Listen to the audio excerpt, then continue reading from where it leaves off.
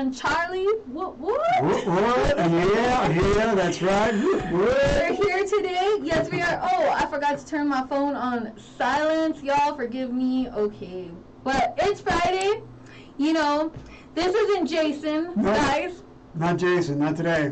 But, you know, the show's got to go on. This show has got to go on. Well, you know, it's just, I'm so happy to be able to, stand in Jason's place because, I love talking with him. I love, just exchanging ideas and, I know. telling people what we think. I'm one of those selfish people, though, because when I can still Charlie's like my favorite person ever. Like, I tell him, he doesn't believe me, but he really is. And so every time I see Charlie, even when he's not here, when I get here to the studio sometimes, I'm sad. I'm like, I tell the jefe back there, I'm like, where's Charlie? He already left. Dang it!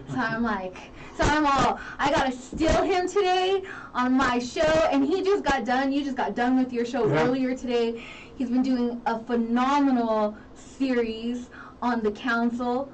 And so let him know what it's about. Well, we're doing a special Veteran Summit series right now that we're co-partnered with the Trauma Sensitive Awareness Foundation, and we're doing this because veterans, there's 22 veterans that are committing suicide every day.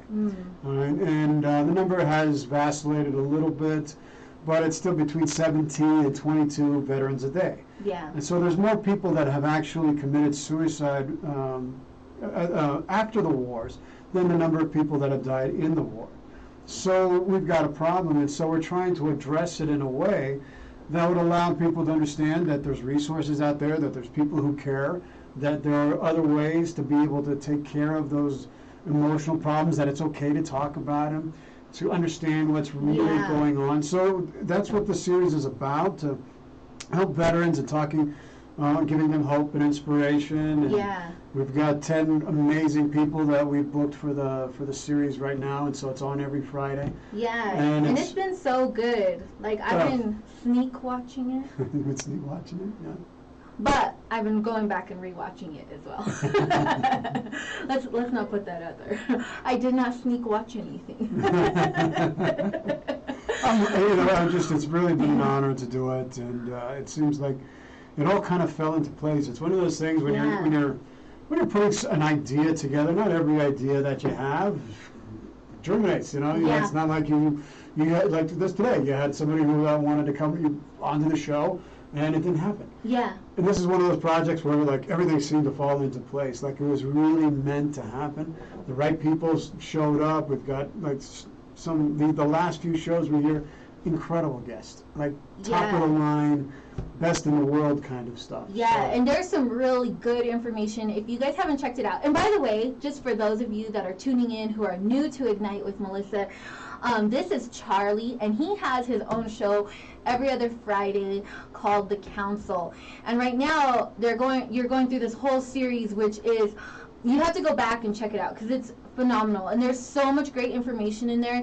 And I've been learning new stuff. It's true, you learn new stuff every day. As cliche as that sounds, you really do. You learn new stuff every day, and there's so many things on your show that I've been learning about, veterans and the whole process and just understanding it. Because we always hear about PTSD, the stuff that goes on, but we just don't fully. I think when you're not part of it, you don't fully comprehend it. It's kind of it's there in the the little bubble, the cloud, as they say. It's in the cloud, but you never really fully comprehend it unless you take that time to listen and really have that good conversation, those needed conversations. And it's been really good. Thank you. And it's giving people an opportunity to really understand what's going on. A lot of times we don't want to have those kinds of hard conversations. We want to avoid it. We want to pretend it doesn't exist. And the things that are really going on the inside, those invisible wounds. Yeah. Those wounds. Like one of the guests that we had was a wonderful doctor named Dr. Eduardo Duran. And he's a Native American. He works with indigenous communities up in Montana. And he just talked about healing the soul wound. And and he's had a term that if you understand the pain that so many carry, but it's the way the the Native Americans, the way they defined it, and he says it is the injury where blood doesn't flow. So good. Isn't that good? I mean, that really identifies, that gives it such depth and clarity and understanding, and it's now, so that it's not, you're not pathologizing for the people who are experiencing these things. There's a part of your soul that's wounded, your heart is wounded. It's really a wounding to your heart. Yeah. And the way things, when you confront war and you confront the things that people see, that it hurts your heart. Yeah. To watch people die. And and I always like to refer to scripture in that aspect of out of the abundance of the heart it flows, right? And it's so true on everything, because everything that flows from our heart comes out. And so when you're injured like that, or in anything, not even just like that, just in life, there's other problems, other issues that people have going on, everything flows from the heart. It speaks from the heart, from where you're at. And if you haven't fully healed, or it's not open to be revealed to heal, then it stays there, and everything starts flowing out. Well, and it's in coming from the Christian perspective on that, the wounding is where God comes in. That's where the light comes in. That's where but a lot of times we sabotage that. We don't allow that to flow freely in us, because we're caught up in the memories and the episodes and the things that hurt us in the past, and the woundings to our hearts, and that is so painful for so many of us that a lot of us just want to drown it out. We want to ignore it. We want to push it away. We do everything we possibly can do to push it away from us, because we don't want to deal with it. And that shows up as alcohol abuse or drug abuse. That shows up as sexual addiction. That shows up as shopping addiction. That shows up as any way we can distract ourselves from really dealing with what's going on inside of us. Yeah. And then you add to it, and you compound it, and you make more problems, and then it takes a lot longer for you to be able to. And I think that's such a great point that you pick up, because I think a lot of people think addiction is just the normal, what we think in our mind, alcohol, drugs. That's pretty much what everybody, when you say addiction, that's where everyone's minds go to, But it's there's so many addictions out there. Okay, y'all can think I'm being funny, but I'm not. But I seriously have a problem with Mountain Dew, no joke. But that's an addiction, right? It's something that you it's you need it. And there's so many different things, like you said, shopping, whatever it might be. There's those addictions that keep us trapped, where we look elsewhere because we're not fully healed inside, Well, addiction is exactly that. Addiction is that you're placing something outside of yourself as a way to feel good. That it's not me just by my worth. I'm worthy enough just as I am to live, and my strength, my power, my goodness, my everything is enough. So I have to seek something outside of myself to feel that. And addiction, when someone is addicted to something, whether it's alcohol, whether it's drugs, whether it's shopping, money, whatever it may be, that addiction controls you. Yeah. And it controls you, and it will destroy everything good in your life.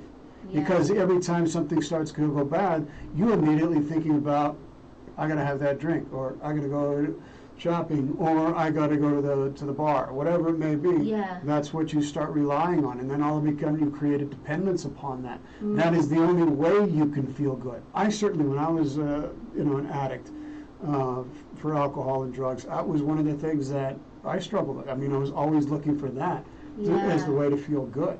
And it works. And the thing is, at the beginning, it really works. Yeah. It really works. You get through that. You get through that. It helps you to cope.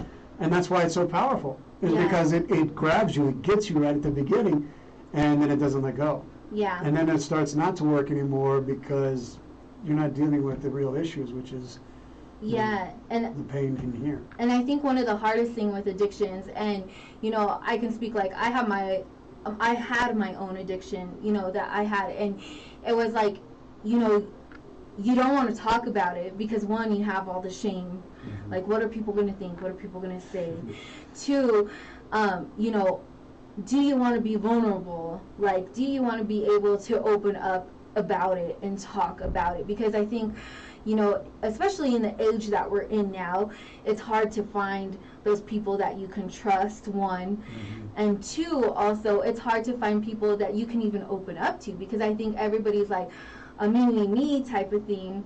But I don't want to hear your problems, but hear my problems type of thing, you know? And so when someone really is truly trying to open up and be vulnerable and transparent about what's happening and what's going on, you know, sometimes people push it aside, and then that could have been the opportunity for somebody to open up, and then you just end up going back to what you were doing. What's familiar, what's comfortable, what's known to you. I mean, it becomes something that you rely on. I mean, you can depend upon that drink. You can depend upon that smoke. You can depend upon that line. You can count on, you know what it's going to give you. You know it. I mean, it is there. It's clear. It's, you know, and so sometimes it's more of a comfort because you can't count on other people or trust other people to be there for you in a way that allows you to express that pain that's on the inside. Yeah. And then it's just a vicious cycle. And I think some people, you know, and I'm only talking for myself and my experience, Same but, here. you know, like you have, it gives you that temporary high, right? And you're okay. And even though, like, you feel, and I'm, again, only speaking for myself, like, you know, there was things that I would do, and I would just, like, after that, like, it would give me that temporary, like, fix that I needed, and after that, like, it just emptied me so much more, and it was just like, man, and you know it's emptying you, you know, like, you know it's taking away from you, but at the same time, like, when you don't have those people or that community, like, you're just like, well, where do I turn to? What do I do?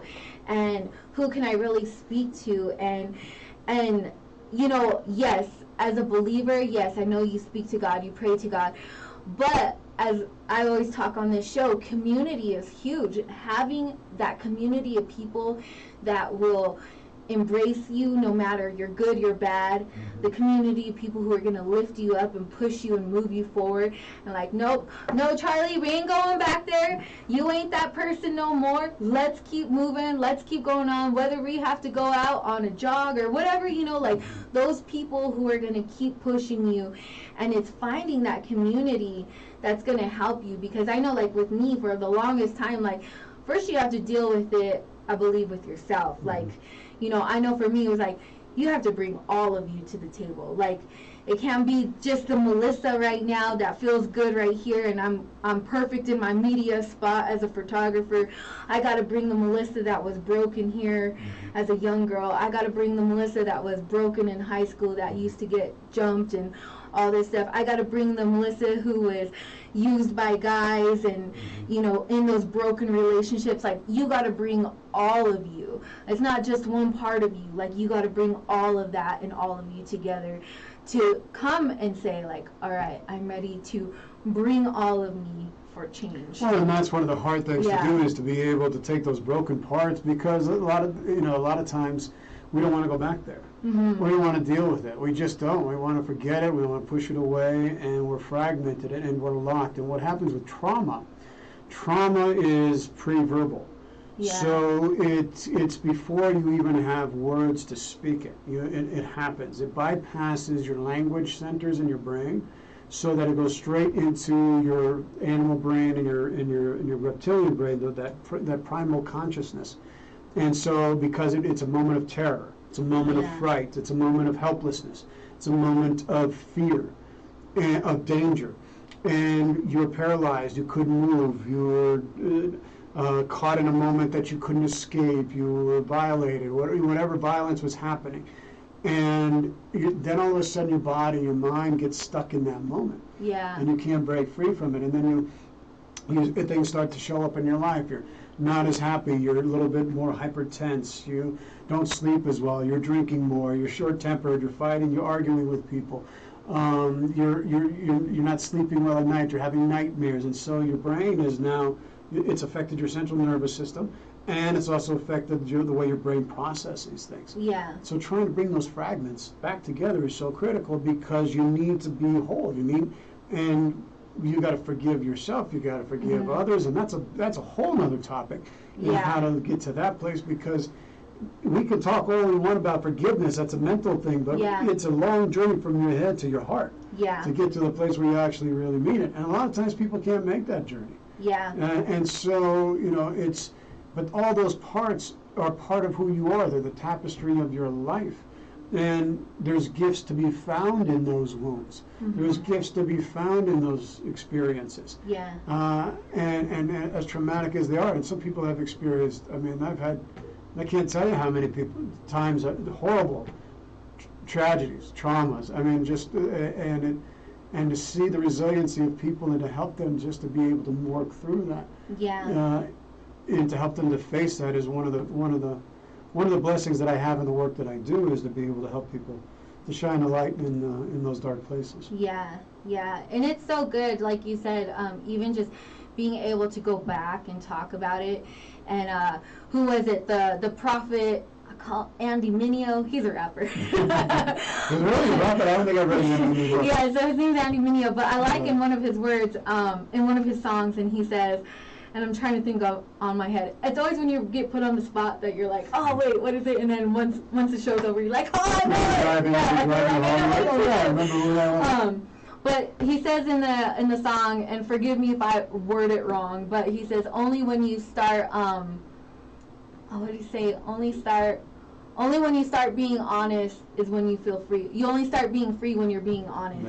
Yeah. And I love that, because it's true. Like, you have to truly be free, and you know, once you can truly start talking about that and really begin the process of becoming whole and really begin the process of healing, is when you're going to really see everything start, you know, those chains falling off, things falling off, because you're being free of what was holding you down or holding you back. Well, one of the biggest things in healing in life is to say the truth, is to speak the truth.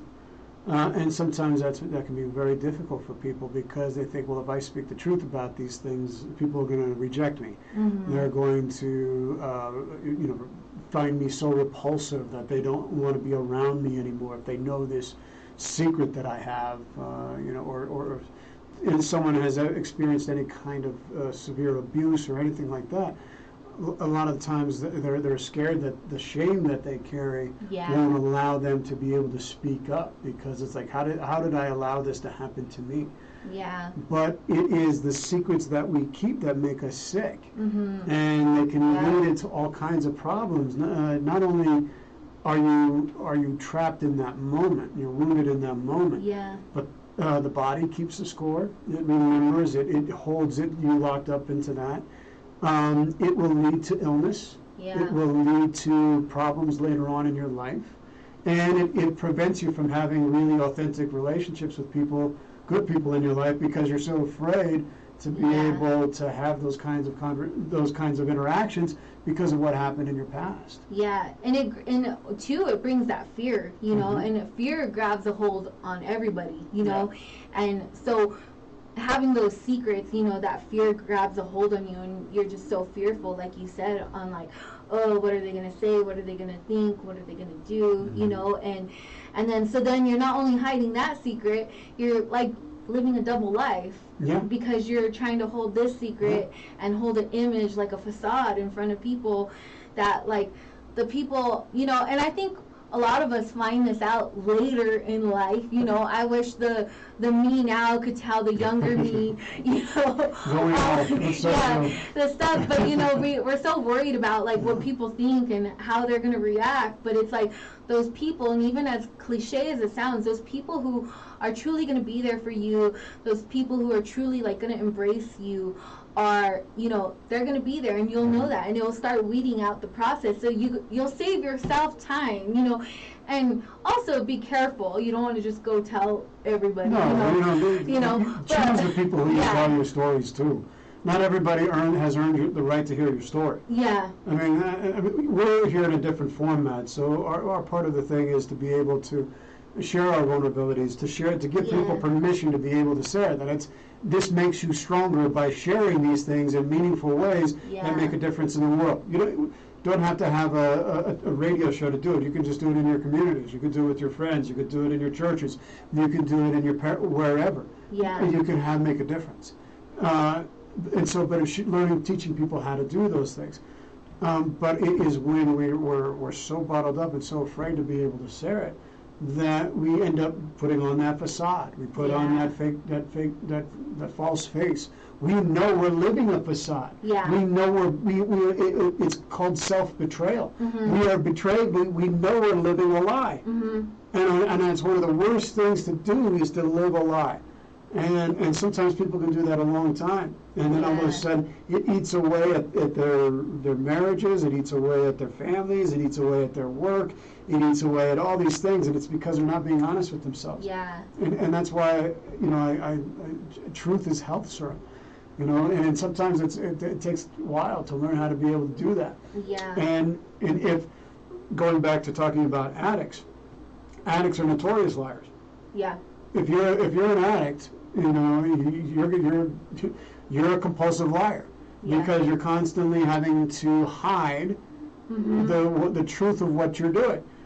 I mean, you could have somebody coming on. I mean, we would have, and I've been working on the roof lately with my brothers and stuff, and one of the guys, he was drinking, and I could smell the alcohol on the breath, and I'd be like, dude, smell the alcohol in the breath. This is construction site. This is hard work. You can't be doing this. And he was like, no, I didn't do it. I don't know. And it's like, so it's inherent in the nature of the addict to be a liar. So how do you break out of that? You got to start deconstructing it. You got to be honest with yourself. You got to be brutally self-honest. Yeah. And say, you know what, I haven't been the most honest person here. I've had to, and I got to start being. I can't change what happened yesterday, but I can start today to start saying little truths every day. Yeah. And start owning up to things. And start owning up, because usually addicts have to reach a crisis point before they make that choice. Yeah. Yeah, and it's a process, and I think sometimes we forget that, especially with people who have been addicts, or who have been in those positions, and you have to realize, like, it takes time. Like, they're not the same person as you. You might be perfect in all your ways, which you're not, but, you might think that. We're all perfect. But, perfectly flawed. Perfectly flawed, yes. That's right. Come on, preach it, perfectly Charlie. flawed. That's right. Perfectly flawed. But,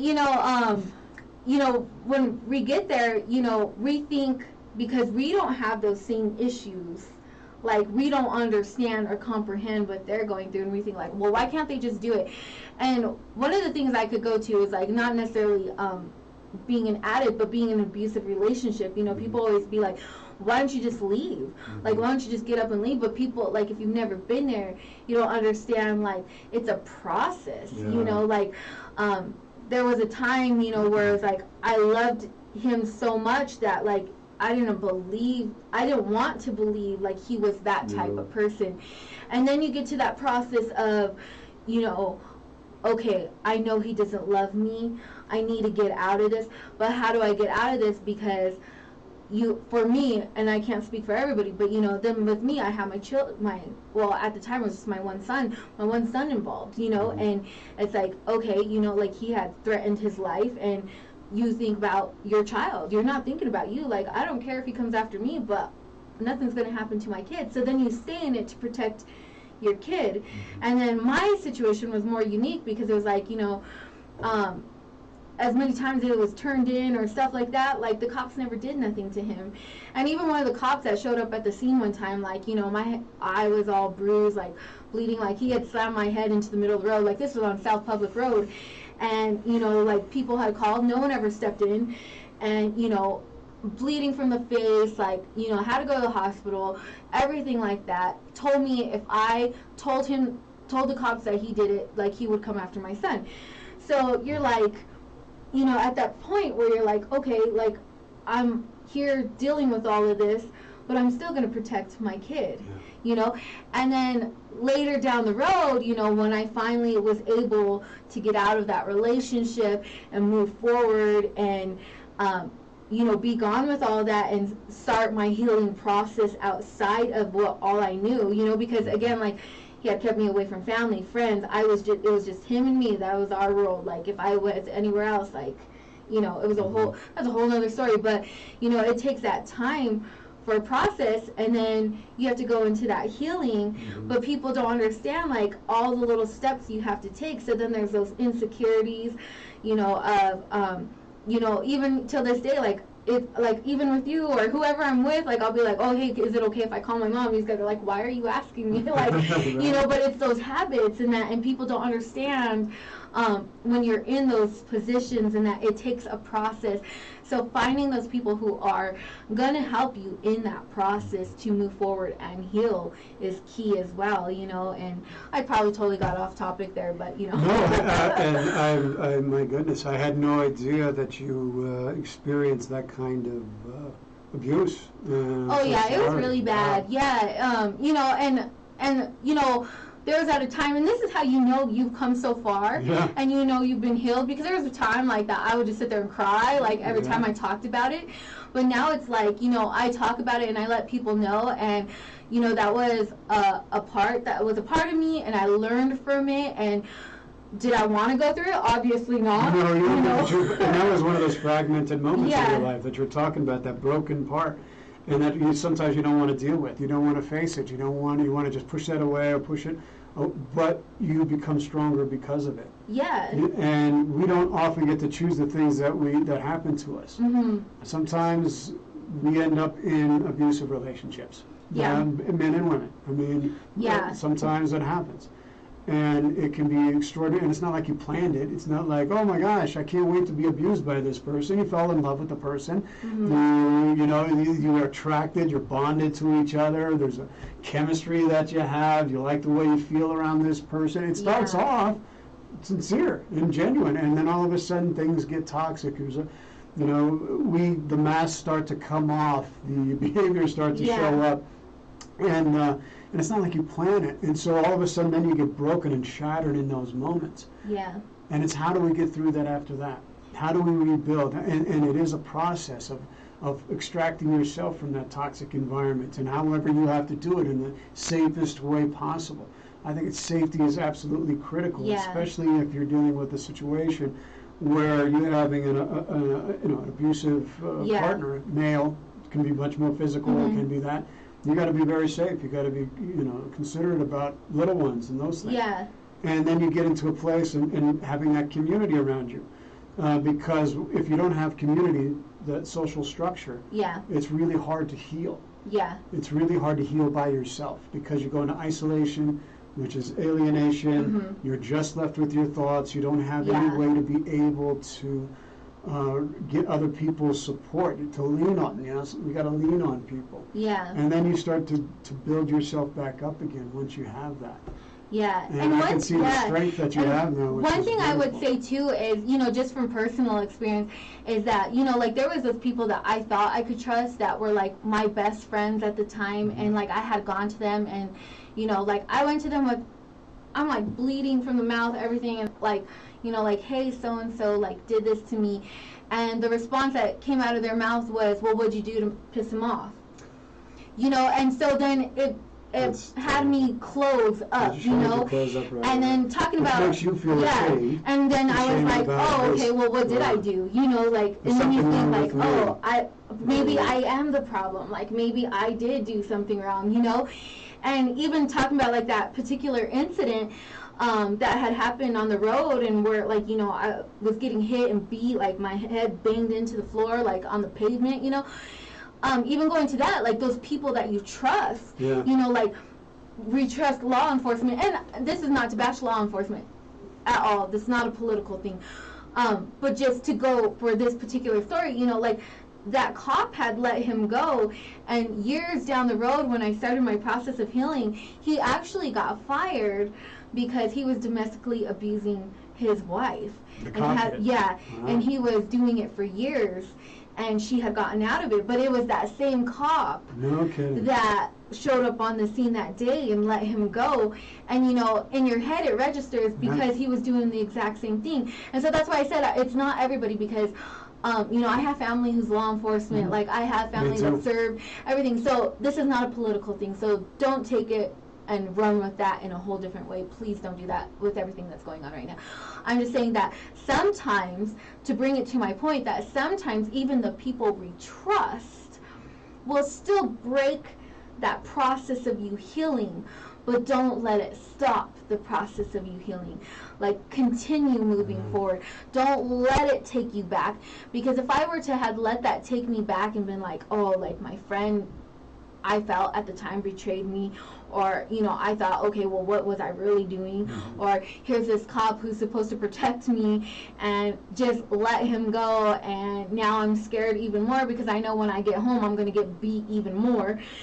So even in those situations, keep pushing, because I was like, nope, I know I'm going to find a way out. Like, I don't know how I'm going to do it, but I know I'm going to find a way out, because I knew. And then that's where, again, like, your self-awareness of knowing, like, you want to change, you want to get out of that, and then still looking for that community. So don't, even if you're in the process of healing or in that process of whatever it may be, like, if there's one or two bad people, like, in your circle, or maybe you opened up and someone betrayed you, don't let them define your process of healing and you breaking forth of being able to become whole and in that healing process. Well, and when you're healing or when you're trying to get out of something like that, you've got to, it's understanding when you're in these kinds of dysfunctional relationships. Yeah. You enter what are called betrayal bonds. And betrayal bonds are the opposite of loyalty bonds. Loyalty bonds is, I'm going to stick with you because I love you, I'm going to be with you, and we're going to we're going to stand together, and like this, right? Loyalty. Right? People who don't understand the value of loyalty don't understand the pain of betrayal. Yeah. Because if they understood So good. the power of loyalty, there would be no intent of, you would understand it. But they don't. And so you create what are called betrayal bonds. And betrayal bonds involve an intimate partner. Okay? They involve an escalation of conflict. They involve some kind of ordeal of some kind, and then it reaches a climax. Yeah. And that and so it starts off as something as innocent as, he's not answering my text, or she's not answering my phone calls, or, she's acting a little bit strange, or he's being really strange. I don't know why he's being mean. And then it increases in the escalation of conflict until it reaches a climax. And that climax could be, you being on the side of the, walk over there, or somebody leaving with the kids, somebody getting caught cheating, somebody doing something like that. And then you enter, and there's been a betrayal of trust. Yeah. That's at the core of it. The core of betrayal is that when you break the bond of trust with somebody on a very deep, core, intimate level. And then you enter into a period of the unknown in your marriage, in your relationship, where you've never had to confront this before. Yeah. You've heard about other people having to deal with domestic violence. You've heard other people having to deal with cheating. You've heard other people having to deal with these things. Somebody who's an addict. Yeah. But now you have to. Yeah. And now you're confronted with it, and all the fears, and now you're dealing with the trauma of the experience, and what's going to happen next, and all of a sudden you're going into this hyper anxiety, and fear of what's going to happen next. What do I do now? Where am I going to go? How am I going to pay the bills? What's going to, if this person comes back, or how am I going to behave? I got to behave a certain way so, he doesn't hit me again, or she doesn't do this to me again, or whatever it is. So now all of a sudden you're changing and shifting your behavior in order to meet that, because you feel you're in some kind of danger. And what happens is your brain goes into this hypervigilant state. It's called the high beta brainwave frequency, and it's going to zero in on this experience and this person and this, try to figure out what happened and what could I have done better or should have done, and all those questions that you ask yourself. And as you're going through this process, and your body and brain are releasing all these chemicals into your body that are producing the high stress, and so all the cortisol, and so you're just living in this, and you can't rest right, you can't sleep right, it's changing the way your brain functions. And the person who is the perpetrator in this circumstance, man or woman, they'll come back after a time period. Yeah. And it could be a day, could be a week, could be a month, and they'll say, oh my, and basically what it is they say, oh my God, I'm so sorry. Oh my God, I'm so sorry. Oh, you don't know how many times I've heard that. Yeah, right? Yeah. I mean, is this resonating? Is this, oh yeah. It's always like, oh, it'll never happen again. I promise, like, it'll never happen again. I promise. You're my world. You're everything to me. I don't know what I'd do without you. Well, obviously, if you bring me down to the ground, you weren't worried what you were going to do You without weren't me. worried about exactly. And so they break down, and sometimes they can go even to the point where they say things like, if you don't take me back, I'll suicide. Yeah. I'll take my life. And I've so heard that now too. you're responsible for their life, whether they live or not. So I mean, they just dump all this stuff on top of you. Yeah. And then you're stuck and caught because you've been violated. Your trust has been broken. You love this person. You established a bond with this person, and now you're caught in this conundrum of what do I do now? Yeah. Do I stay with this person? Do I not stay with this person? I love this person, but now I can't trust this person. I mean, it's and then in that moment, because you're like, well, I'm going to give them one more chance. Yeah. And if you're an empathetic person, a compassionate kind, you're going to give a person redemption. We all like redemption. You know, I believe in redemption.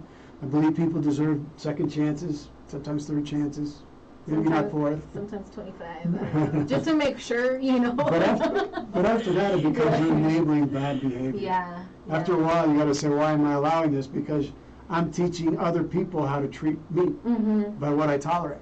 Yeah, and it's even like the value on you. And one thing that, you know, I always talk about is the words that you speak, the power of life and death in your tongue. Because I always used to be that girl, like, you know, back in the day when we would watch what was like Ricky Lake and all that stuff, you know, like, why is that girl so dumb? Like, I would never do that. If some guy ever hit me, I would never be that way. And then here I was, that girl, like 10, 15 years later.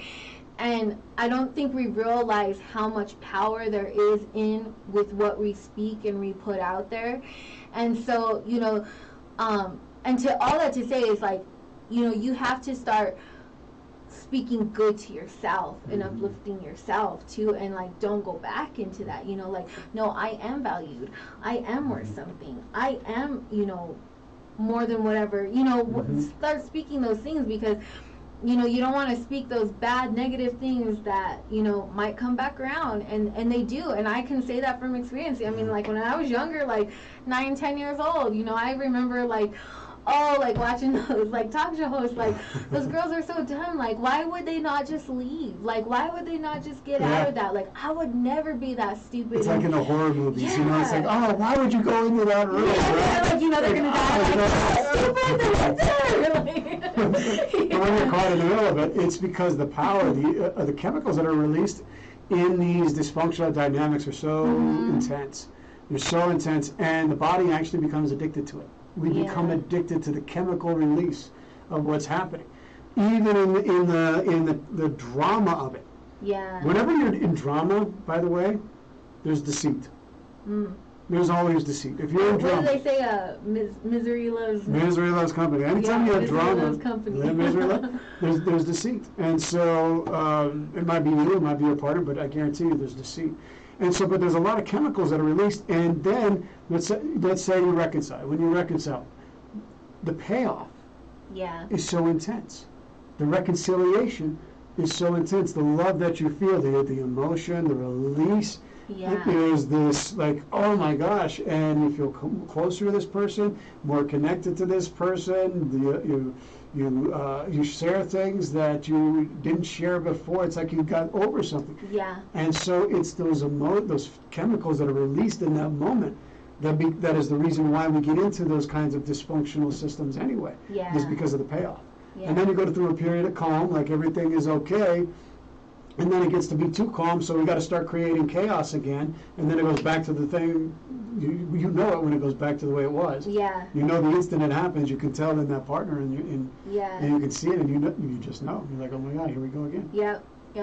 Right, and now it's so crazy because now in my life I'm like, okay, why is everything calm? Like, okay, I'm just waiting for the devil to pull up because Well, it's like we everything's do. going. We create chaos, and then we try to, and then in order for us to solve the problem, it's like we struggle with that as human beings, not being able to just, be content with where we are and satisfied with what we have right now. Yeah. It's a long journey to get there. Yeah, and sometimes you go through those seasons, so like don't take those seasons for granted, because sometimes we go through those seasons like there doesn't have to be anything bad going on, nothing negative. It's a calm season in your life.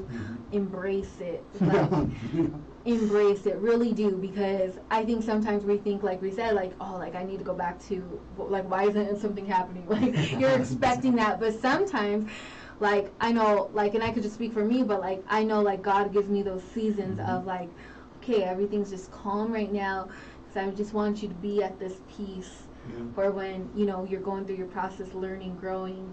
For when something does happen, you'll be prepared.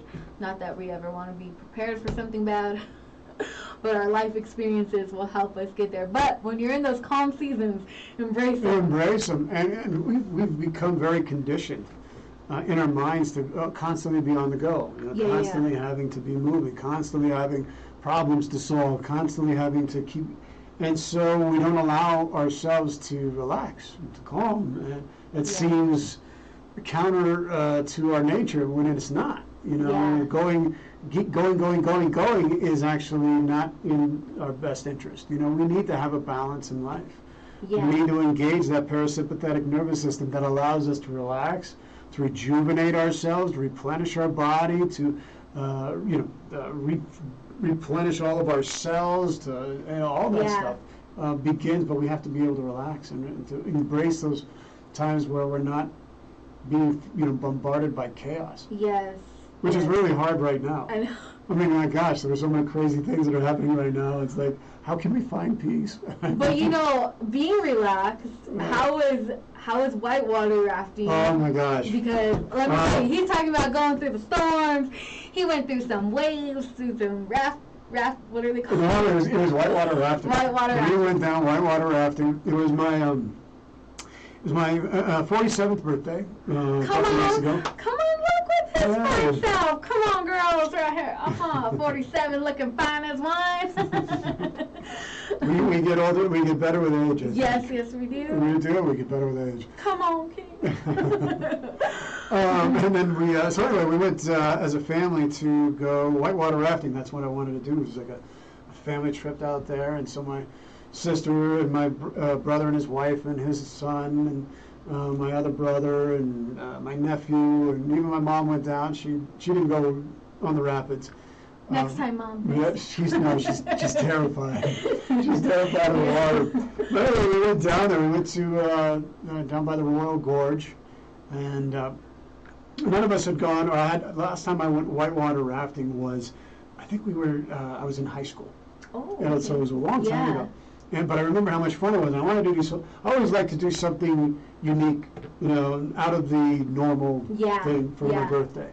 And so we all went together. We went down there, and boy, it was so much fun. I really I was on one side of the boat. My brother's on the other side. My sister's behind him, and my nephew's behind me. And we're going through these rapids down the Arkansas River. We've got the Royal Gorge above us, and we're hitting these rapids, and water is coming through us. And a couple times we almost fell over, and I got knocked back. And we're hitting these things, and you're in the moment. I mean, talk about being exhilarating, and you feel so alive. And I mean, my brothers, and they hadn't done it before, and so this was like a whole fresh new experience for everybody. It was just fantastic. That's so exciting. It was fantastic. I was like, I want to go. I was like, come on, y'all. Who's ready to go whitewater rafting? And you went ziplining. Oh, yeah, we went ziplining. Yeah, and ziplining. Oh, my gosh. And so after we did the whitewater rafting in the morning, and then we had a little lunch there, and then we went ziplining.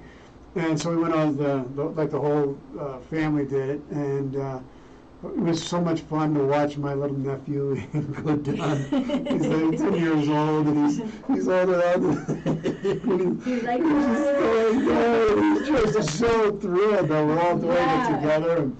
And you know, we did the classic line, which all of us could do, because the next one, the extreme, was. Oh, you gotta hear the extreme! Oh my God. The extreme one, the last. We didn't do it because of, we wanted to be there together, all of us. And I didn't think my nephew could do it at 10 years old yet. But the last one, on the extreme one, on the last zip line, there is a 30-foot vertical jump. Y'all. That you have to go down, all the way down. You like jump down off of the platform, and you fall vertically, and then at about 30 feet, and then it catches you, and then you start ziplining down the mountain. You ready to fall 30 feet and then get caught? Oh, man. I would want to do it, though. Oh, my God. Are you kidding? I'd be awesome. I might have to wear some Depends, you know, because I'll probably freak out just dropping straight down. Like, is this line really going to catch me? Because it's like a thin wire. It's like a thin wire, and you watch it, and you see, like, the videos of people that are doing it. And you know, they're falling backwards, or they're doing the jump twist. It's intense. Yeah, I'd be like, okay, hold on, let me just drink one last Mountain Dew before I go. Just in case this might be my last moment. Get my last drink. But it was just so exhilarating just to go through that and go through the mountain, just zip lining through, and you kept getting faster and faster and faster.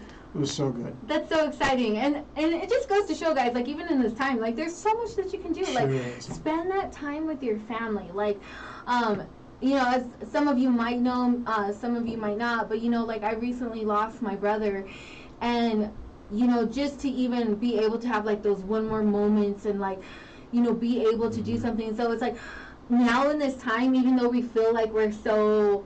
I think we have that perspective, we're so enclosed and not being able to do anything. But we live, I believe, in one of the most beautiful states ever. There's so much in Colorado to do. So much to do. And it's like, use this time to spend it with your family. Go do those fun things. Even if it's just a walk, or like, even my kids, I'm like, let's walk down the street. Something, go do something. If there's anything that you can take from this, it's like, we have so much time now. Spend that time. Spend quality time. I mean, it's not that expensive to do some of these things. It's a good COVID-19 activity to do, because they've got all the safety measures there. You can they keep you separating. You wear your mask.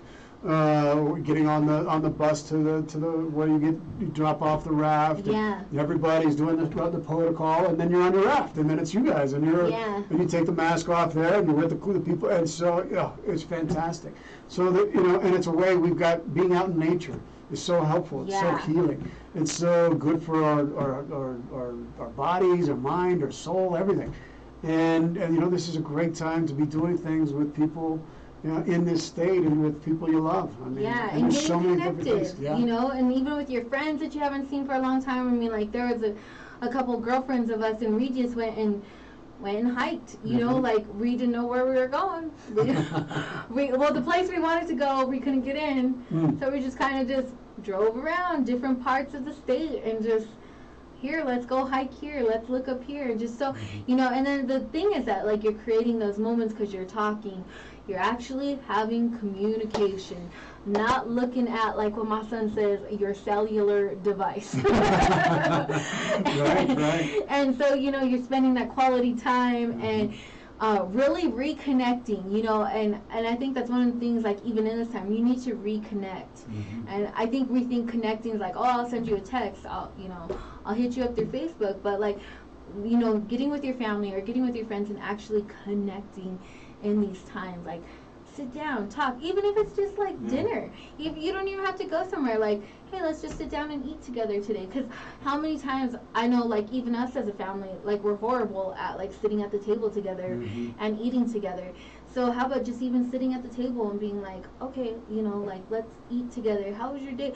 How truly was your day? Not through a text message, not like, how was your day? And one of the things that they're learning too is that our brains process things when you're nonverbal communication.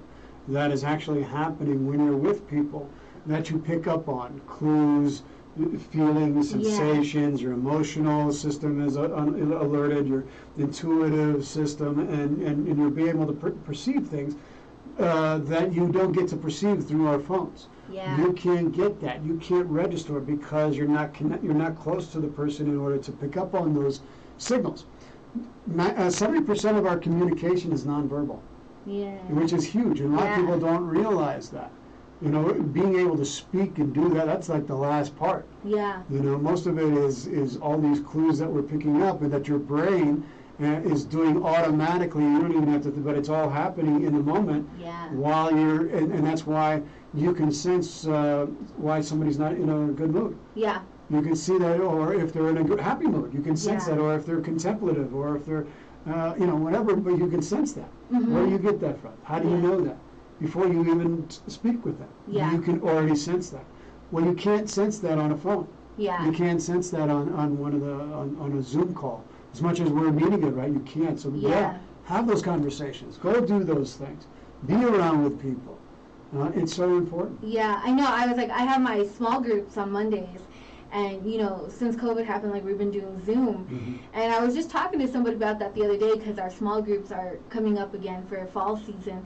And I was talking about that because in the Zoom calls, like, it's hard to kind of, like, see people's body language. Mm-hmm. You know, everyone's just, you know, on the screen, like, everyone's just or they're staring off. Yeah, or they shut the camera off. Or they shut the camera off and they do this thing up here, and they're like doing this, and you see their hand, and they block it off, and they do all this stuff. Yeah, and so I was talking to someone the other day, like, it's hard because, like, before, like, that's what I loved about, like, and I still love my small groups, don't get me wrong, but what I loved about it is because, like, you can know the atmosphere, you know the vibe before you're even talking because you can feel that person, you can feel them. You know what they're doing, and so finding that communication, so I think, like, even in this time, just finding that communication, I mean, even though we're connecting, like, there's pros and cons, right, with technology, like, even though we're technically connecting and we're seeing each other and talking to each other, but we're not connecting. Yeah, and you got to be smart. You got to do the right thing, and you got to be healthy, and you know, make sure you listen to what all the protocols are. Yeah. That's, you know, your health is first, but you can still maintain those connections, and there's so many things that you can do that we don't have to be, you know, and that's what living in Colorado is so special, is that we can do all these outdoor things. And I think that's why a lot of our numbers have stayed low, is because... Well, everybody knows me. I'll roll up to your house unannounced. I'm here, girl, outside. Michelet knows this. I will sit out on the chair outside of your house and talk to you through the window. Like, we're going to communicate somehow. But yeah, there's just so much going on, and, you know, but I'm so selfish, guys, for those of you that are tuning in, because I love Charlie. Charlie is, like, so amazing. I cannot tell you, like, there's just this connection with Charlie that I have, that he's just one of those people. When I first met him, like, I was like, Charlie's mine. Okay. Not in that way, but, you know, like, you know, those people that you connect, those friendships, and Charlie's just such a special person, and, you know, he's one of those people who's got your back. Like, even today, Charlie's like, all right, I got your back. Charlie, come help me out, Charlie. You know, I can only speak to myself. Well, I mean, I speak to myself a lot. That's a whole other story. But, you know, but Charlie's just so amazing. And I always love to give honor where honor is due, because Charlie is just one of those guys that, you know, throughout even all KUHS, helping other shows and helping other people, and just the knowledge that he has and the wisdom that he gives, and just your openness and your true genuinity is what makes you so special. And I don't know if you hear that a lot, but I just personally want to tell you, and I just love the authentic you. And, you know, speaking of authenticity, and we don't get that a lot, I feel like, a lot of these days, and with you, it's always authentic, and it's always just true, genuine friendship. Tell it how it is, whether it's gonna hurt my feelings. Like, girl, you better stop drinking that, dude. Lose your 10 pounds. Okay, he's never told me that. I'm just saying he would be that honest person to tell you that. But thank you. That's you know, great. and your shows that you have on every other Friday, they're amazing. Just the love that you show, even for your family. Like, a lot of people, you know, don't talk about their families and don't share those moments and share those things. So for you just being really true and transparent and the authentic you, I thank you. And I appreciate you so much. Oh, well, thank you. It's, I'm overwhelmed. Thank you. I'm just, you know, love doing the work that I'm doing and being able to, you know, we go through our challenges in life, and you hope that the things that you go through will help people and make a difference. And so thank you for sharing what you did. And Well, the you honesty definitely about are that. making a difference. And you know, I love our friendship, and I think you're so amazing yourself, and generous, and thoughtful, and kind, and giving, and sincere, and funny, and you have such a uplifting spirit. You lift people up, even when you're down. You lift them up and your sense of compassion and consideration of people is enormous. You have such an open heart. And I think that's why your numbers are so high. And We're people going to love start you. crying in here, guys. So, I'm going to start crying. Okay. it's really awesome to watch you grow. Thank you. Well, it wouldn't have happened with, one, the Hefe back there, and two, Charlie was my first person on my show. Yes. It's true. Yes. It's true. Charlie's been on here multiple times, even by request, because, you know, the ladies are like, where's that guy? I'm like, when he wants to come in and when I want to share him with you, I will. See, I got to be selfish like that. So. But Charlie's so amazing, and if you haven't tuned into his show, because he is one of the show hosts here at KUHS Denver, the council, right now they're doing a series on PTSD with veterans, which is every Friday, but aside from the series, you can catch him every other Friday from 1 o'clock to 2 o'clock p.m. And, you know, if you're at the studio, you can catch him after. But you won't be, but I will be. That's right. Yes, tune in. We've got some great guests coming up, and it's been a wonderful series. Really some fabulous guests and information. And it's just a privilege to be able to do this and put this together. What's the word for today? Okay, we have this running thing going on here at the KUHS studios because Charlie's on it. So he gives us a word for the day and relearn it, you know, us slow ones that don't have a big vocabulary. He gives us a word for the day, and then we're going to use them in a sentence or whatever and relearn something new. So what's the word for today, Charlie? The word for today, how about we could say paragon. Paragon. Well, you know, I saw, if I use this in Spanish terms, para de paragon, paragon. A paragon is a paragon of virtue. It's pure. It's the epitome of something. So if you're a paragon, you have reached the pinnacle of what you do. Okay. So like a paragon of a person, you know. Yes. I'm waiting to hear Hefe's sentence. Yeah, it's going to be a good one. It's going to be fun. Yeah, it's going to be a good one. That's the behind the scenes that maybe one day I'll share with you. Yeah. We'll share that video with you. Or we could do conundrum. Conundrum. You know, you're in a conundrum. You have these two opposing forces or two opposing ideas or directions that you can go, and you don't know which way to go, so you're in a conundrum. Conundrum and paragon.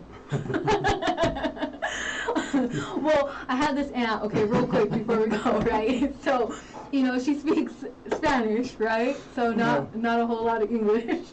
But when Paranorman came out, that cartoon. Paranormal? Yeah, no, Paranorman. Paranorman? It's a cartoon, like a Halloween spooky kind of cartoon. So she reads the she reads the title, oh, we're gonna go see Para Norman, like, because of the Spanish. So yeah, you know, the Spanish in us comes out, and we're just like, oh, Para. So funny joke there, you know, maybe not, but had to share for the Paragon. For the Paragon and the conundrum. Yes. So is there anything you would like to say before we leave today, or give any more information about what's to come on your show, or? Well, we are. Yeah, we've got next week. We've got a guy named Andrew Marr. He was a former Green Beret, and he suffered from traumatic brain injury, and he did this hormonal therapy that is you need to learn about, especially for people who have experienced those kinds of injuries from, or any kind of thing like that, where your head gets damaged. We also got another guy came, Lieutenant Colonel Scott Mann, that's going to come on the show, and a couple of really big special guests that are coming in at the very end. The #1 trauma researcher in the world is going to come on the show. So yeah, we're excited. It's a big thing. Yeah. And so tune into that. A lot of great information, and yeah, it's just, and folks, just to wake up every morning, you know, in these times, thinking, you know, whenever you wake up in the morning, what a precious privilege it is to be alive, Yes. to breathe, to think, to talk, to love. Just think about what a precious privilege it is to do that, and that will help you to navigate through your days. Yeah. Always being grateful, just that you wake up with another breath of life, you know, that, and I always say, you know, you wake up in the morning and your eyes open, like, that's a gift in itself. And just know that if you woke up for another day, you still have purpose on this earth. And, you know, you still have things to do, things to take care of, keep moving forward. Keep moving forward, definitely, yes. Yes, so there's so much to be grateful for, and I think we take for granted. And me and you have always talked about that, of our gratefulness and our thankfulness, our attitude of gratitude that we have. And, you know, we go through our journals of writing stuff down, and, you know, I always like to do the 10 things every day. 10 things every day I do every morning is 10 things I'm grateful for. You know, when I wake up, like, what are these 10 things? And it just humbles you, too, to know, like, you know, it's not all materialistic things. It's not all this. I'm grateful to still have my family, still grateful for this.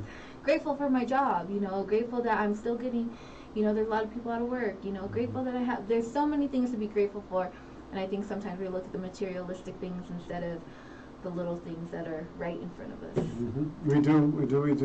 And you know, if you look at those things and you recognize that, what are the things that are irreplaceable in your life? You're irreplaceable. Oh, you know I had to do it. That's it. She had to do it. I was just set up. To the left, to the left. And you know how much, if those things weren't in your life, how much you would long for. So be grateful for the things that you have and appreciate it, and you know, embrace all that life offers you, even when things are not so good. I mean, it's there for you to grow. It's there for you to build something, something to learn. And so, your attitude is everything. Yes. Oh, there was somebody once told me one time, like, there's people who are always willing to change, but a person who has a bad attitude, that's something that you can't change. You can't change that. So if a person has a good attitude, you're always able to work with that. Yep. Because, you know, like, they're able to be there. Yeah, little nugget for you. Well, thank you so much, Charlie, my pleasure. Thank coming you. on today and being with me. I'm so selfish, and I was like, yes, I get Charlie. He's not leaving today. I always wait for him, and he's so awesome because he always waits here sometimes for me. You know, he doesn't have to. Well, actually, he's probably just talking to Hefe, and I think it's for me. But but I get so excited when I get to see you before you leave, even if it's just in passing. Oh, no, same. So I'm so, like, giddy right now because I'm like, I got Charlie for, like, 2 whole hours today. And so thank you so much for coming on. No, thank you. And being here today and sharing about the council. This man right here, you better go check him out because He's going to give you words, drop you knowledge, give you wisdom, as you not already seen today how amazing he is. And so go check out his show every Friday right now from 1 to 2, The Council on KUHS. And as always, as the KUHS family, we thank you guys for tuning in, for spending this hour with us, you know, wherever it's at, in your car, at your job, on the sneak. Wherever you're at listening and tuning in, we appreciate you guys, and we thank you so much for tuning in and listening to us and just giving us that opportunity, you know, to be a part of your lives. And so we thank you guys here at KUHS The Stream. And as always, if no one's told you today, I want you to know that you have purpose, you are loved, and you belong. So your girl signing out for now. Ignite with Melissa, woo woo. And your man Charlie, woo woo. Yeah, yeah. Come on, we're partying. No. Signing out here, KUHS. Love, peace, and God bless y'all.